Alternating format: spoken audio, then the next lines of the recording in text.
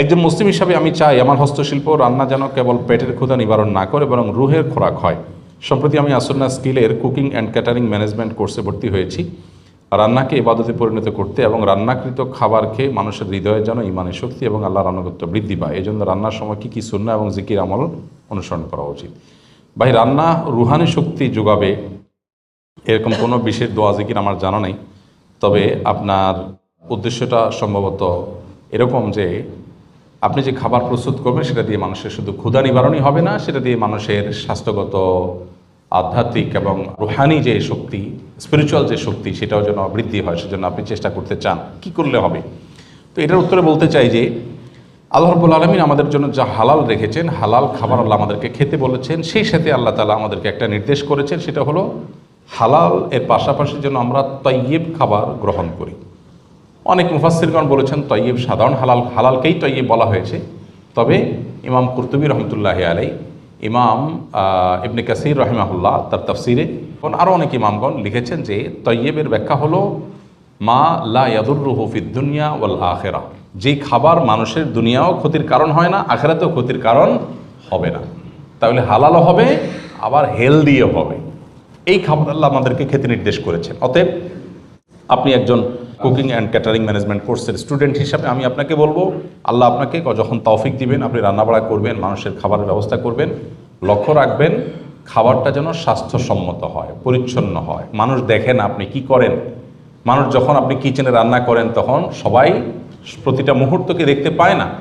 আল্লাহর ভয়টা তখন গুরুত্বপূর্ণ একটা ব্যাপার, যে আমি আল্লাহর ভয় যদি থাকে তাহলে এটাকে পরিচ্ছন্ন করছি কিনা, পরিষ্কার করছি কিনা, স্বাস্থ্যসম্মত রাখছি কিনা, অস্বাস্থ্যকর কিছু দিচ্ছি কিনা, এটা গুরুত্বপূর্ণ।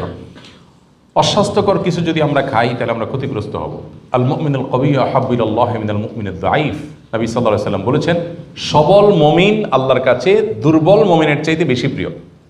খায়রুন ওয়া আহাব, দুর্বল মুমিনের চাইতে সবল মুমিন শ্রেষ্ঠ এবং প্রিয় বেশি আল্লাহর কাছে। এখানে ইমানের দিক থেকে সবল হওয়া যেমন আপনার লক্ষণীয় এবং উদ্দেশ্য, ঠিক একইভাবে শারীরিকভাবেও সমর্থবান থাকা উদ্দেশ্য। কারণ শারীরিকভাবে সমর্থন না হলে তো আমি দাঁড়িয়ে নামাজ পড়তে পারবো না, সঠিকভাবে রুকু সিজদা করতে পারবো না। হ্যাঁ, কেউ যদি নিজের কোনো ত্রুটি ছাড়াই আল্লাহ প্রদত্ত রোগ, আল্লাহ তাকে একটা অসুখ দিয়ে রেখেছেন, তার কথা ভিন্ন। সে আল্লাহর কাছে অপ্রিয় হওয়ার কোনো কারণ নেই, বরং সবর করার কারণে সে বহু সবল মানুষের চেয়ে বেশি প্রিয় হতে পারে আল্লাহর কাছে, সেটা ভিন্ন বিষয়।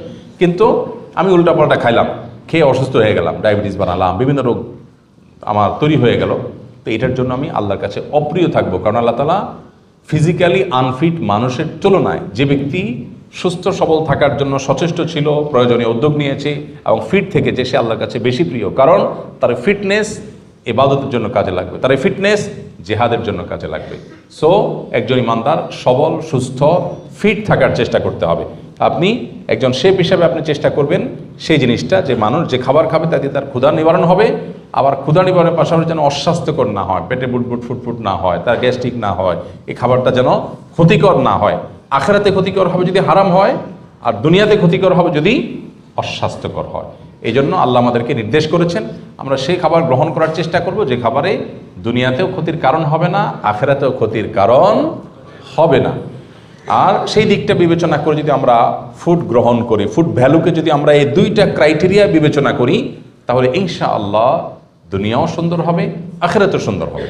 আজ আমরা বিশেষ করে জাঙ্ক ফুডে এত বেশি আক্রান্ত, মানে জাঙ্ক ফুডের নেশা এত বেশি আক্রান্ত আমরা, যে আমাদের কাছে এখন বার্গার, পিৎজা, তারপরে সমুচা, চানাচুর, তারপরে যা আছে এগুলো আমাদের সবচেয়ে প্রিয়। আমাদের পোলাপানের কাছে সবচেয়ে প্রিয়। পোলাপান এখন কাঁঠাল খাইতে চায় না, আম খেতে চায় না, বার্গার খেতে চায়।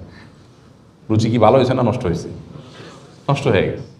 সে মনে করতেছে সে স্মার্ট হয়েছে। অনেক বাবা মা আবার গর্ব করে বলে, না না আম ঠামে সব খায় না, আমার বাচ্চা বার্গার খায়। মানে ওনার বাচ্চা আপনাকে স্মার্ট আর কি। ওনার বাচ্চা যে অসুস্থ, ওই বাচ্চার যে সোধবোধ নাই, সেন্স নাই, এটা উনি বোঝেনি না, যে ফুড ভ্যালু বিবেচনা করতে পারে না, কোন খাবার তার জন্য ভালো সেটা বুঝতেছে না, খেয়ে ধ্বংস হচ্ছে আর গ্যাস্ট্রিকের ওষুধ খাচ্ছে, আর আমরা একের পর এক ধ্বংস হচ্ছি। আমাদের খাদ্য শেষ হয়ে যাচ্ছে, পুরা সাপ্লাই চেইন পুরাটাই বরবাদ হয়ে গেছে। আজকেই দেখতেছিলাম যে আমাদের দেশে প্রতি বছর শুধু কেমিক্যাল আমদানি করা হয় $6 বিলিয়ন, 72 থেকে 75 হাজার কোটি টাকার। 72 থেকে 75,000 কোটি টাকার কেমিক্যাল বাংলাদেশে প্রতি বছর আমদানি করা হয়। এবং ডেইলি স্টার বলতেছে এটা প্রতি বছর ইয়ারলি 10 থেকে 15% বাড়তেছে। অর্থাৎ এটা অচিরেই 6 থেকে 8 বিলিয়ন US ডলারের দিকে চলে যাচ্ছে। এই কেমিক্যাল এনে আমরা খেতে দিচ্ছি। এটা শুধু খেতেই ব্যবহার হয় তা না, এটা টেক্সটাইলে ব্যবহার হয়, বিভিন্ন ক্ষেত্রে ব্যবহার হয়। কিন্তু বিশেষ করে আমাদের খেতে খামারে যে কীটনাশক দেওয়া হয় 15 বার 17 বার থেকে কেউ কেউ 20-30 বার পর্যন্ত আপনার কীটনাশক স্প্রে করে। মাটিতে যে পরিমাণ আমরা এই কেমিক্যাল আমরা যে পরিমাণ দিচ্ছি তাতে শুধু মাটি শেষ হচ্ছে না, যে পানি আমাদের আছে সমাজে মাটির নিচে পারে সব সহ শেষ হয়ে যাচ্ছে। ঘরে ঘরে ক্যান্সারের রোগী, এত ক্যান্সারের রোগী আগে তো ছিল না। আমাদের ফ্যামিলিতে আমার বাপ চাচাদের কথা যদি বলি, আমার বাবা ক্যান্সারে মারা গেছেন, চাচারা অনেকজন ক্যান্সারে মারা গেছে, একটা ফ্যামিলিতে কয়েকজন। পুরো গ্রামে গেলে কয়েকজন ক্যান্সার রোগী এসে দাঁড়ায় সহযোগিতার জন্য। ঘরে ঘরে ক্যান্সার হয়ে গেছে, ঢাকার বাইরে, শহরে, গ্রামে, সব জায়গায়। হার্টের রোগী এত বড় বাড়ছে, তারপরে আপনার কি বলে এটাকে, কিডনির পেশেন্ট এত বড় বাড়ছে যে আমার এক ডাক্তার পরিচিত কিডনি ডাক্তার, উনি বললেন যে ভাই আমাদের বাংলাদেশে যতগুলো কিডনি ডায়ালিসিস মেশিন আছে কোনোটারই স্লট খালি নেই, স্লট খুব কম মেশিনের খালি থাকে, এই পরিমাণ পেশেন্ট দিন দিন বাড়তেছে।